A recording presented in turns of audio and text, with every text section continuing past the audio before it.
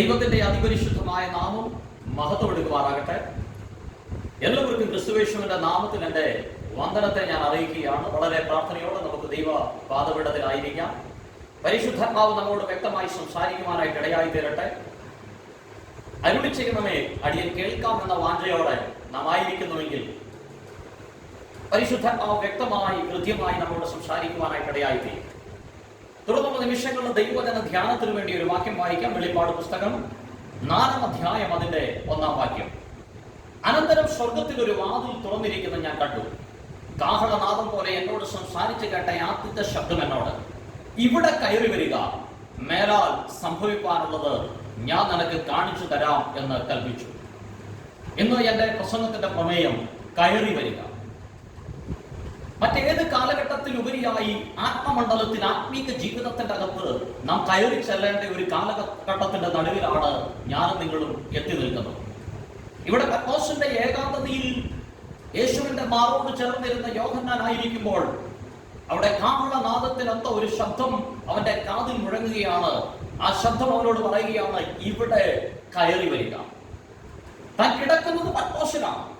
നാട് കടത്തപ്പെട്ടവനായി ആർത്തടയ്ക്കുന്ന ഈജിയൻ തിരമാലകൾ പാറകളിൽ തട്ടി ആരവാരം അടിച്ചുയർത്തുന്ന പത്മോസിന്റെ ഏകാന്തതയിൽ ഭക്തൻ കിടക്കുമ്പോൾ അവിടെ ആ പ്രതിസന്ധിയുടെ നടുവിൽ, ആ ഏകാന്തതയുടെ നടുവിൽ ദൈവശബ്ദം മുഴങ്ങുകയാണ്, കയറി വരിക. അങ്ങനെയെങ്കിൽ ഇന്ന് ഈ ശബ്ദം കേൾക്കുന്ന പ്രിയമുള്ളവരെ, നിങ്ങളായിരിക്കുന്ന സാഹചര്യങ്ങൾ എന്തു തന്നെയായിരുന്നാലും, എത്രമാത്രം പ്രതിസന്ധികളുടെ നടുവിലാണ് നിങ്ങൾ ആയിരിക്കുന്നതെങ്കിലും കയറി വരുവാൻ നിങ്ങൾ തയ്യാറായാൽ ആ ദൈവത്തിന്റെ ശബ്ദം നിങ്ങൾ കേൾക്കുവാനായിട്ട് ഇടയായി തീരും. കർത്താവ് ചിലത് നിങ്ങളെ കാണിക്കുവാനായിട്ട് ഇടയായി തീരും.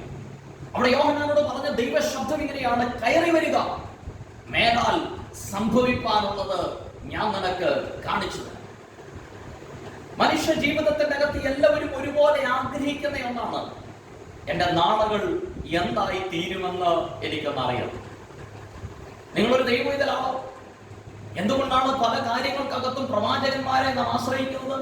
എന്തുകൊണ്ടാണ് പ്രവാചകന്മാരുടെ അടുക്കലേക്ക് നാം പോകുന്നത്? കാരണം നമ്മുടെ നാളുകൾ എന്തായി തീരുമെന്ന് നമ്മൾ അറിയാൻ ആഗ്രഹിക്കുകയാണ്. നമ്മുടെ ഭാവി അത് ശുഭകരമായിരിക്കുമോ? നമ്മുടെ വിദ്യാഭ്യാസം അത് ശുഭപര്യവസാനമായിരിക്കുമോ? നാം ചെയ്തുകൊണ്ടിരിക്കുന്ന ജോലിക്കകത്ത് ഒരു ഉന്നമനം ഉണ്ടാകുക. അപ്പോൾ എല്ലാ മനുഷ്യരും ഒരുപോലെ അറിയാൻ ആഗ്രഹിക്കുന്ന ഒന്നാണ്, എന്റെ ഭാവി എന്തായിത്തീരും, എന്റെ നാളുകൾ എന്തായിത്തീരും. ക്രിസ്തുവിലല്ലാത്ത ഒരു വ്യക്തിയാണെങ്കിൽ, ഒരു അവിശ്വാസിയായ വ്യക്തിയാണെങ്കിൽ, മറ്റ് ഇതര മാർഗത്തിൽ ചലിക്കുന്ന ഒരു വ്യക്തിയാണെങ്കിൽ ഒരുപക്ഷെ അവർ കൈകൊണ്ടക്കാരൻ്റെ അടുത്ത് പോകും, അല്ലെങ്കിൽ കാടെടുത്തുകൊണ്ട് ഭാവി പറയുന്ന പക്ഷിയുടെ അടുത്ത് പോകും, അല്ലെങ്കിൽ മറ്റേതെങ്കിലും ഒരു ശകുനവാദിയുടെ അടുത്ത്, മന്ത്രവാദിയുടെ അടുത്ത് പോയി അവരുടെ ഭാവി എന്തായി തീരുമെന്ന് അറിയാൻ ആഗ്രഹിക്കുകയാണ്. അപ്പോൾ എല്ലാ മനുഷ്യരും ഒരുപോലെ ആഗ്രഹിക്കാൻ അറിയുന്ന ഒന്നാണ്, അറിയാൻ ആഗ്രഹിക്കുന്ന ഒന്നാണ് അവരുടെ ഭാവി എന്തായി തീരുന്നത്. അപ്പോൾ ഇവിടെ യോഹന്നാന്റെ കാതിൽ മുഴങ്ങിയ ദൈവശബ്ദം യോഹന്നാനോട് പറയുകയാണ്, ഇവിടെ കയറി വരിക, മേലാൽ സംഭവിക്കാനുള്ളത് ഞാൻ നിനക്ക് കാണിച്ചു തരാം. അങ്ങനെയെങ്കിൽ ഇന്ന് ഈ ശബ്ദം കേൾക്കുന്ന പ്രിയമുള്ളവരെ, നിങ്ങൾ ആത്മമണ്ഡലത്തിൽ കയറി ചെന്നാൽ നാളുകളെ ദൈവം നിങ്ങളുടെ പ്രാർത്ഥന മുറിക്കകത്ത് നിങ്ങളുടെ മുന്നിൽ വെളിപ്പെടുത്തി നൽകുവാനായിട്ട് ഇടയായി. ഇതുവരെ ഒരുപക്ഷെ ആത്മീയ ജീവിതത്തിന്റെ അകത്ത് ഒരു കുരുടനെ പോലെ നാളുകൾ എന്തായി തീരുമെന്ന് അറിയാതെ ചുവടുവെച്ച ഒരു അനുഭവമായിരിക്കാം നിങ്ങളുടേത്. ഒരുപക്ഷെ ഒരു ചെകടനെ പോലെ ദൈവശബ്ദം കേൾക്കുവാൻ കഴിയാതെ മന്ദമായ കാതുമായി സഞ്ചരിച്ച അനുഭവങ്ങളായിരിക്കാം നിങ്ങളുടേത്. എന്നാൽ ഇന്ന് രാത്രി പരിശുദ്ധാത്മാവ് പറയുകയാണ്, കയറി വരിക, മേലാൽ സംഭവിക്കാനുള്ളത് ഞാൻ നിനക്ക് കാണിച്ചു തരാം.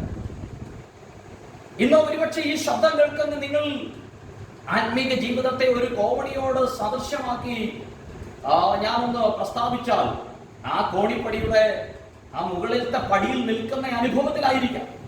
അല്ലെങ്കിൽ ആത്മീക ജീവിതം ഒരു കോണിപ്പടിയാണെങ്കിൽ അതിന്റെ 1-ാമത്തെയോ 2-ാമത്തെയോ 3-ാമത്തെയോ 4-ാമത്തെയോ ഏതെങ്കിലും ഒരു പടിയിൽ നിങ്ങൾ നിൽക്കുകയായിരിക്കാം. ഇന്ന് രാത്രി ആത്മീക ജീവിതത്തിന്റെ ഉത്തംഗ സ്ഥായിയിൽ നിൽക്കുന്ന വ്യക്തിയാണ് നിങ്ങളെങ്കിലും, അല്ല ആത്മീക ജീവിതത്തിന്റെ ഏറ്റവും താഴത്തെ തട്ടിൽ നിൽക്കുന്ന വ്യക്തിയാണ് നിങ്ങളെങ്കിലും, നിങ്ങൾ ഏത് തുറയിലാണെങ്കിലും ഏത് വടിയിലാണെങ്കിലോ ഇന്ന് രാത്രി ഈ ശബ്ദത്തിന്റെ മുമ്പിൽ പരിശുദ്ധാത്മാവ് പറയുകയാണ്, കയറി വരിക,